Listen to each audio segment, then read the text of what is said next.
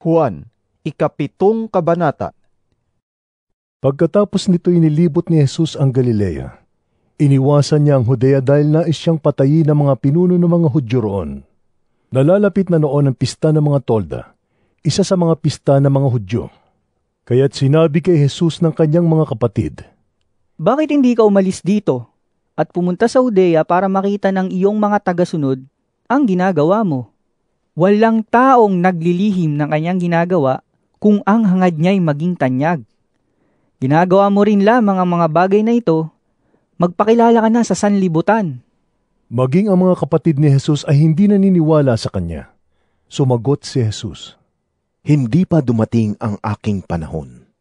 Sa inyo'y maaari kahit anong panahon. Hindi kayo kapopootan ng sanlibutan, ngunit ako'y kinapopootan nila, sapagkat pinapatotohanan kong masasama ang mga gawa nito. Kayo na lamang ang pumunta sa pista. Hindi ako pupunta sapagkat hindi pa dumating ang aking panahon." Pagkasabi nito, nagpaiwan siya sa Galilea. Pagkaalis ng kanyang mga kapatid, si Jesus ay palihim na pumunta rin sa pista. Hinahanap siya roon ng mga Hudyo. Nasaan kaya siya? Tanong nila, pabulong na pinag-uusapan siya ng marami. Siya'y mabuting tao. Sabi ng ilan. Hindi! Inililigaw niya ang mga tao.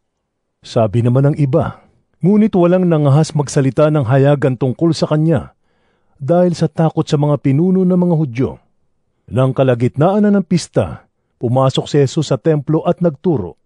Nagtaka ang mga Hudyo at naitanong nila, Saan kaya nakakuha ng karunungan ng taong ito? Gayong hindi naman siya nakapag-aral. Kaya't sinabi ni Jesus, Hindi sa akin ang itinuturo ko, kundi sa nagsugo sa akin. Kung talagang nais ninumang sumunod sa kalooban ng Diyos, malalaman niya kung ang itinuturo ko'y mula nga sa Diyos, o kung ang sinasabi ko ay galing lamang sa akin. Ang nagtuturo ng galing sa sarili niya ay naghahangad ng sariling karangalan. Ngunit ang taong naghahangad na maparangalan ang nagsugo sa kanya ay tapat at hindi nagsisinungaling. Hindi ba't ibinigay sa inyo ni Moises ang kautusan? Bakit wala ni isa man sa inyo ang tumutupad nito? Bakit nais ninyo akong patayin? Sumagot ang mga tao, Sinasapian ka ng demonyo. Sino ba ang gustong pumatay sa iyo? Sumagot si Jesus, Isang bagay pa lamang ang ginawa ko'y nagtataka na kayong lahat. Ibinigay sa inyo ni Moises ang utos tungkol sa pagtutuli. Bagaman, hindi ito nagmula sa kanya, kundi sa inyong mga ninuno. At ginagawa ninyo ito kahit araw ng pamamahinga.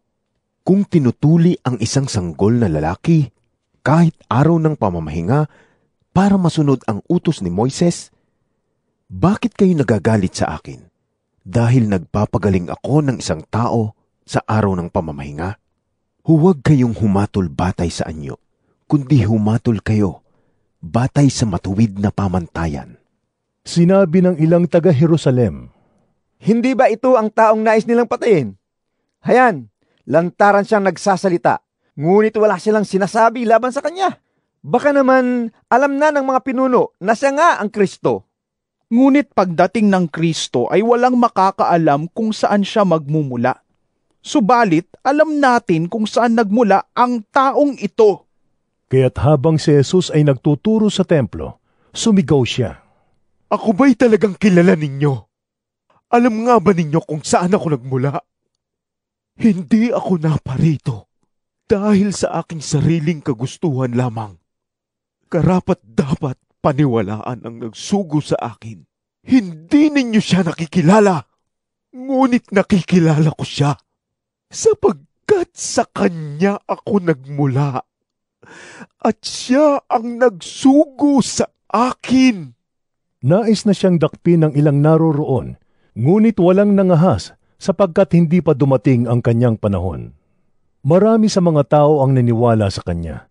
Ang sabi nila, Pagparito ng Kristo, gagawa kaya siya ng mas marami pang himala? higit kaysa sa mga ginawa ng taong ito? Nakarating sa mga Pariseo ang usap-usapan ng mga tao tungkol kay Jesus, kaya't inutusan nila at ng mga punong pari ang ilang bantay sa templo na dakpin si Jesus. Sinabi ni Jesus, Makakasama pa ninyo ako ng kaunting panahon at babalik na ako sa nagsugo sa akin. Hahanapin ninyo ako, ngunit hindi ninyo ako makikita sapagkat hindi kayo makakapunta sa pupuntahan ko. Nag-usap-usap ang mga Hudyo. Saan kaya pupunta ang taong ito? At hindi na raw natin siya makikita. Pupunta kaya siya sa ating mga kababayang napadpad sa lupain ng mga Griego upang magturo sa kanila?